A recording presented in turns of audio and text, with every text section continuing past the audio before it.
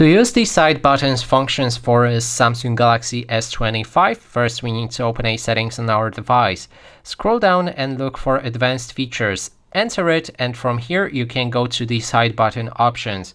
Now we can go for double press. You can activate or deactivate this option and then assign different action. In this case, I have a camera which will open a camera when I double press on that button.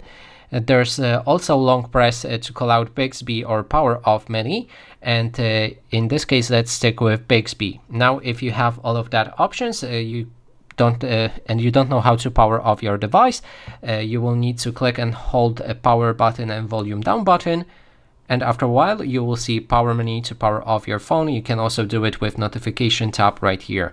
But anyway, now to access those shortcuts that we've assigned, so if we press the power button twice, we'll open camera, and then if we long press the power button, we'll call out our Bixby. And that is basically everything.